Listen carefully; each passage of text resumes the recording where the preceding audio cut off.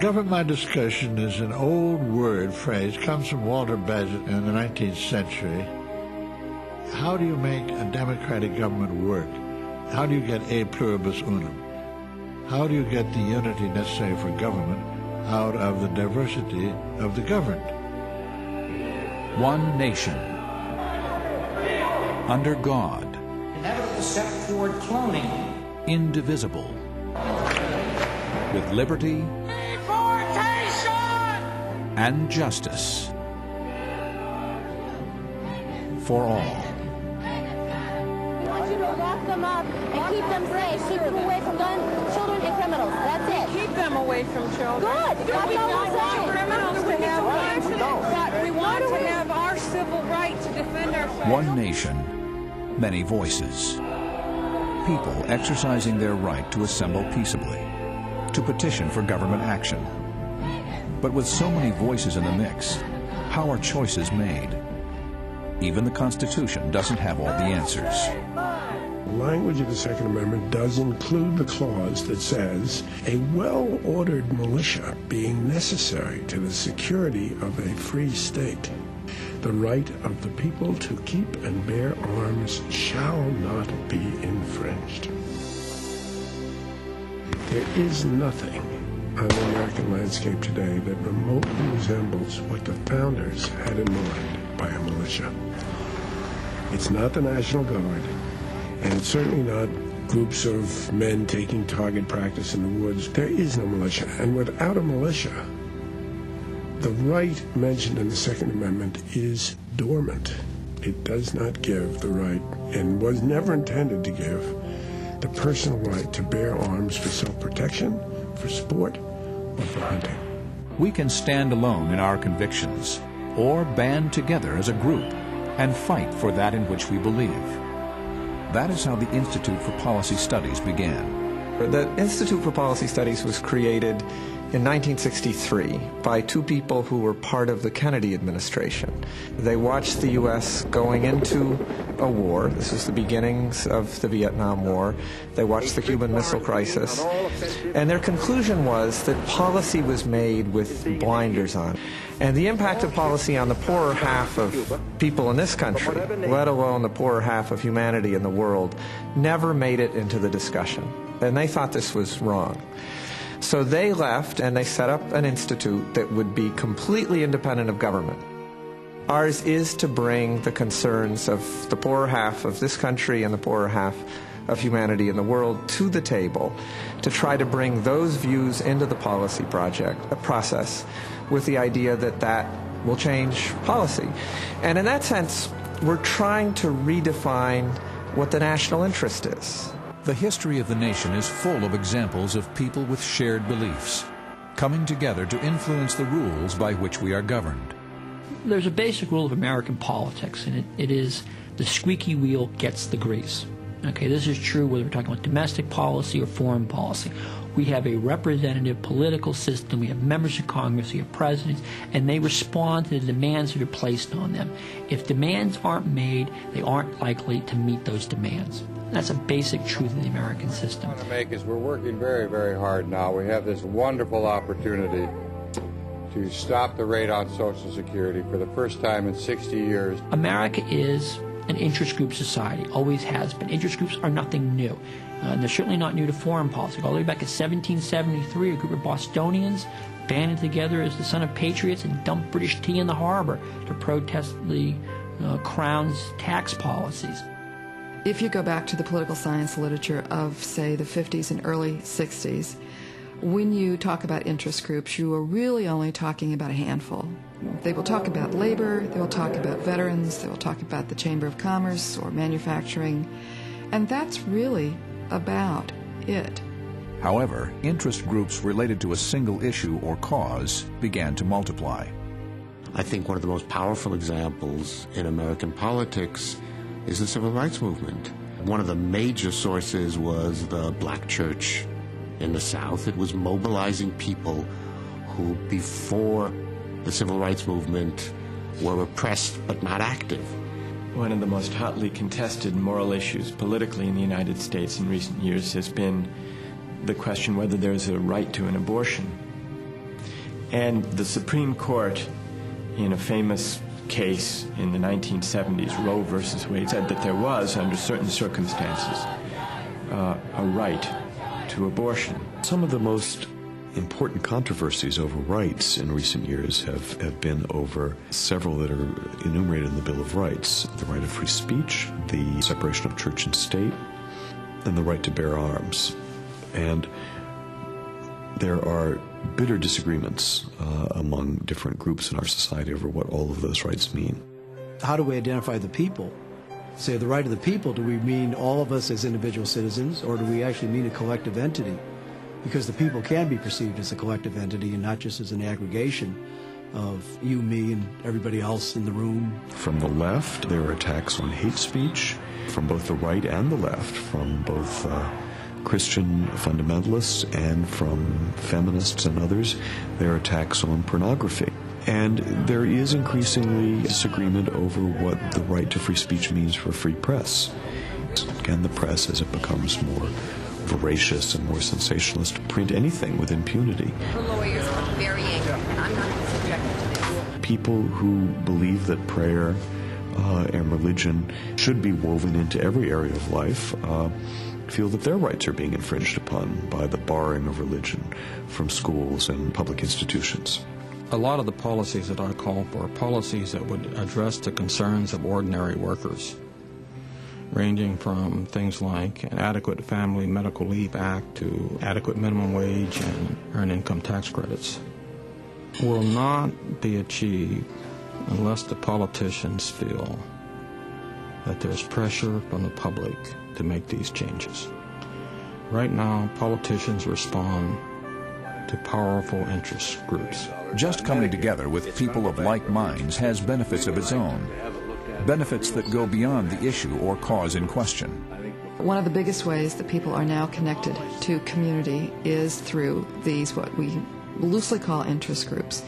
And it could be, Neighbors for Better Something, it could be environmental, it could be the Sierra Club. If you have formed a group because you care about a policy change, and I don't care whether the policy change is more pocket parks for youngsters or whether it is cleaning up the bay or tackling a toxic dump in your backyard, you need to engage government officials, either in the legislature or the city council, the county commissioner, or in the administrative branch to do something. The hope for change comes in the growth of organized citizen activity that is quite diverse. It would be hard to sum it up in one sentence because it tends to be in areas that touch people's lives. And so for some it's food safety, and for some it's the environment, and for some it's worker rights, and for some it's indigenous rights.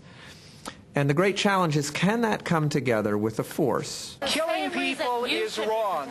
You have people who are not involved in politics, who are members of institutions that really feel there is a deep moral issue here, and they mobilize people to politics. So that's the way you get new issues on the agenda. In order to affect policy, you must act politically. The actions of a unified team working together provide the foundation from which change is achieved. Many interest groups lack such unity. Until ordinary workers organize themselves into meaningful coalitions to put pressure on politicians to pay attention to the things that concern them, their issues will not be addressed. Environmentalists are almost never unified. It's rare. They're almost always fighting with each other, which diminishes their strength, and it's often mistaken to have a simple view that because business gives to candidates for federal office by a margin of 11-1 over labor, you would think that business would romp every time. It's just that that 11 is divided into about 1,000 different interests. These are not institutions that have a lot of money. They don't have the financial resources of the big corporations. But they certainly have the numbers. I think a strong argument could be made that as much as 2/3 of the world's people are either hurt, left out, or marginalized by this corporate-led globalization. So the challenge is, can those people come together in organized formations and press for the kind of changes that are good? Is big money going to win, or are people, the numbers of people, going to win? It's very hard work, and it's slow work. And it will take a long time. It won't happen overnight. The financial resources of big businesses allow them to organize mass numbers of people. Consequently, the overall success of their efforts is often greater than that of their competition. Money counts. A lot of the things that make for an effective interest group are things you can buy with money. Experienced lobbyists, good research, campaign contributions don't hurt, etc. The political system runs on money. People aren't elected to Congress or to the White House without a lot of money. People give money to get something in return. They invest, really, in politicians who share their views. That's really what campaign fundraising is all about. There have been surveys done of the money donors, and they tend to be upper income and for the most part male. They tend to be older, and they tend to have interests that coincide with the things that go on with the federal government. Our society has always been a very unequal society, at least in economic terms. Even before the Revolution, there was considerable inequality in American cities and even on American farms. I think there's a corporate rich that rules America. We're talking about the major foundations, the Ford, Rockefeller, and Carnegie foundations. We're talking about think tanks, and we're talking about policy discussion groups like the Committee for Economic Development, the Business Roundtable, the Council on Foreign Relations, the Conference Board, and so on. What legitimizes them is that they're successful in business. They also win out in the political arena. I don't think that in any way they're behind the scenes or secretive or conspiratorial. They go out and say, we made the most money, we have the best ideas, and people agree with that. According to Fortune's survey, we do an annual survey on which groups are the most powerful lobbying groups.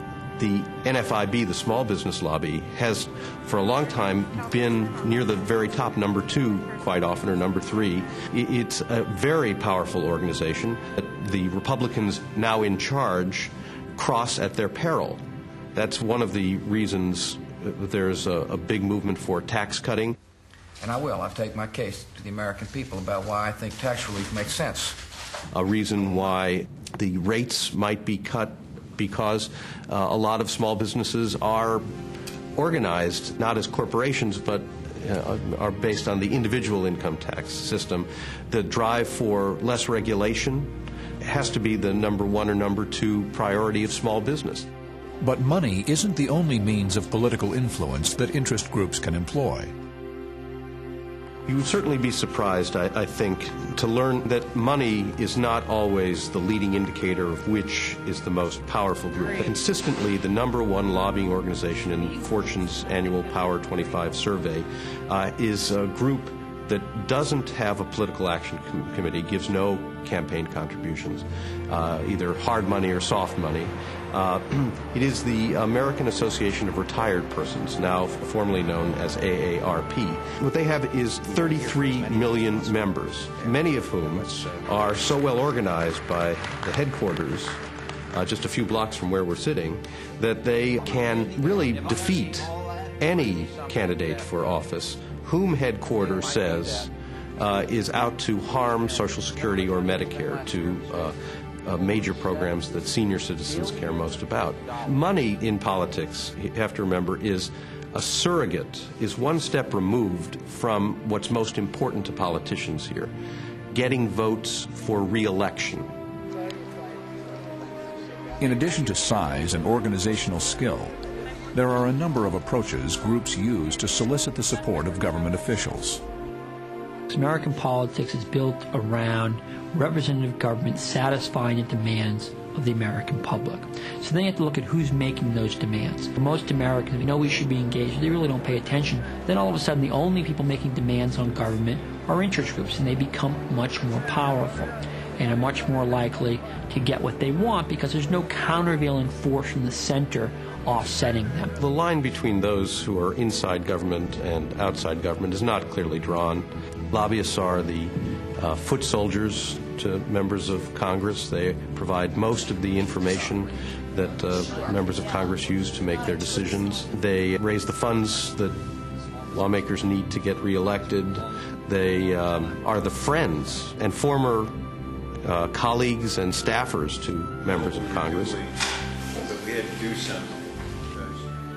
A good congressman is going to be listening to all points of view. Doesn't mean you're neutral. You should never be neutral. It doesn't mean that you are going to simply analyze in some quantitative, economic kind of rational choice theory where you stand. But you should at least have the information before you make the decisions. We've all got to throw out all of our old thinking and think anew because we're in a new world. And people who are involved in interests, whether they're educators, hospital technicians, whatever, all these people who know their areas better than you do, play a very important role in helping you understand, what's at stake here. I think the problem is that the people in Washington are disconnected from the people who live in this country and are fighting these battles. The hope is in activating a grassroots movement, a pro-democracy movement, a movement of citizens who will speak on their own behalf about the issues that they care about. Citizen lobbyists are different than professional lobbyists. Because the citizen who comes in, wanting a park in their neighborhood or whatever, they're telling me how it's going to work, and I ask them how you're going to finance it and try and figure out how thorough they've been in their effort to get this done. Basically what I'm looking for in a citizen lobbyist is I want to hear their story, and I want to hear in as much detail as I can. We should have a program. You've got to build powerful constituencies who put the pressure then on the people who make the laws. So what we do is we do a series, everything from, we do films, we do books, we do comic books, we do studies, we do conferences, we do teach-ins, to use an old term, all with the idea of getting information to the sorts of people who then can put pressure on members of Congress. The AARP and the National Rifle Association and the National Federation of Independent Business have a lot of money, but a lot of what they put that money into is organizing networks and fax systems and email systems and phone trees where they can ignite phone calls and letters during the legislative process or try to get people out of their houses to vote for the candidates they care about. I always have to try and keep 50% of the people happy with me, or I'm not going to get reelected. So I want to know both sides of things, and I push professional lobbyists to give me the other side. Have the efforts of lobbyists and interest groups been for the common good? Or have they merely fulfilled their own objectives, ignoring the collective interests of society and the larger community? One of the problems is that there's so many ways of defining community. You can define it geographically, a neighborhood, a town, even a city or a region. You can define it as a community of affinity, people of common interests coming together through institutions or associations. I think it's a mistake to think that there would be one organization that would speak for each of these communities, because there are differences within these communities, and that different groups focus on different aspects. There are Black and American Indian and Asian American and Latino groups that deal with the environment and toxic waste. There are groups that look at voting. There are those that talk about civil liberties, those that deal with prisoners' rights. I mean, there's just like a multiplicity of groups. In American society, we place far more emphasis on racial and ethnic differences than we do on commonalities. So it's difficult for people to see the need or appreciate the potential for mutual political support across racial and ethnic lines. Neighborhoods are changing that may in fact have been Black, that are now becoming Latino, and so the tensions between Blacks and Latinos over housing, over employment, resources, in some areas are beginning to increase. I think there's a lot of work going on out there and a lot of work that needs to be done to build coalitions. We're not going to have the same sort of priorities or even necessarily the same interests all of the time, but I think that we will all suffer as groups and interests, and as people, if we don't aggressively embark on a politics of solidarity. There's this major coalition that's forming called Campaign for Jobs and Justice, representing a network of 1,500 grassroots organizations across the country, and it's multiracial. It includes Asians and African Americans and Latinos and Native Americans and whites. I just attended a meeting in Chicago where they were talking about the need to address the problems of concentrated poverty and to examine welfare reform, and in particular be in a position to address their concerns when the politicians discuss the reauthorization of the welfare reform bill. There weren't any college professors there weren't any black professionals, but there were welfare mothers, there were union members, ordinary folks coming together, recognizing that they have to work with whites and Latinos and other groups to achieve their common goals. We need to fight our battles and hope for and build alliances for those battles, but also see beyond our own battles to work in solidarity for the larger democratization, really, which is what these struggles are all about, democratization, so that equality really is part of the life story of all of us, and not just the reward for the selected and well-positioned few. From its inception, the Constitution has supported both individual and group needs. Citizen action is encouraged. In fact, it's necessary in a democratic society. If I ask my students or people on the street, name to me the provisions of the First Amendment to the Constitution, they might talk about freedom of the press, freedom of religion, freedom of speech. The ones who are really sharp will remember the right to assemble peaceably. Nobody remembers, the right to petition your government. Our system, and James Madison wanted to empower factions, not disempower them, wanted to empower all of them to be able to compete, because it's your government, and what it does is affecting your life. And so you need the ability as a citizen to try to affect what your government does to you or for you. There's no question that there are certain interests in American society that don't represent themselves. Children are one example. Another's prisoners. And they do get some advocacy on their behalf. But maybe one of the reasons that we treat the elderly better than children in political terms is that the elderly do an excellent job of speaking on their own behalf. One final point I'll say that's a fascinating one is the same technologies which have facilitated corporate-led globalization, that facilitate banks spreading around the world, corporations having far-flung operations, big retail operations like Walmart spreading all around the world. Those same technologies are becoming tools of these citizens' movements, so that when people get together to try to end the production of landmines, they are using the internet to organize across borders. When people come together to organize a big protest in Seattle, the internet is spreading this message to millions of people who 10 years ago would not have gotten it. So ironically, the same technology which is facilitating an economic globalization which has been out of control is facilitating a citizen mobilization that is catching up, that is catching on to and catching up with the corporate one. And so technology becomes, it's both part of the problem, but it becomes an interesting tool of the solution. And so with each successive generation, the ideals set forth by our forefathers take on new energy and form.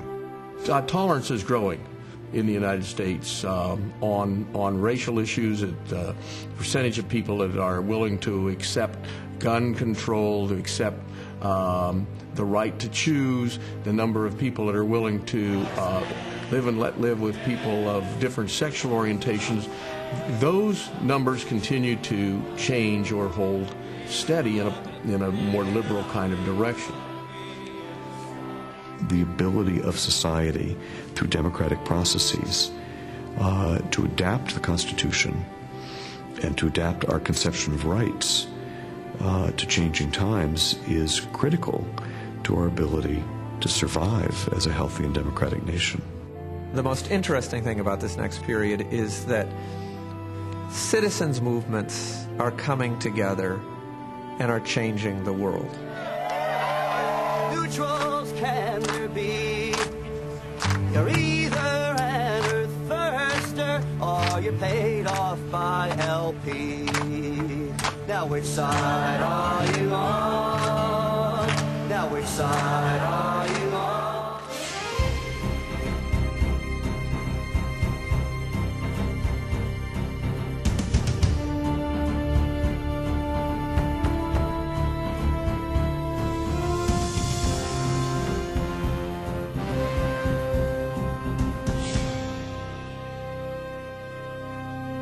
On Common Ground, Framework for Democracy is a 26-part series about American government. For more information on this program and accompanying materials, call 1-800-576-2988 or visit us online at www.intelecom.org.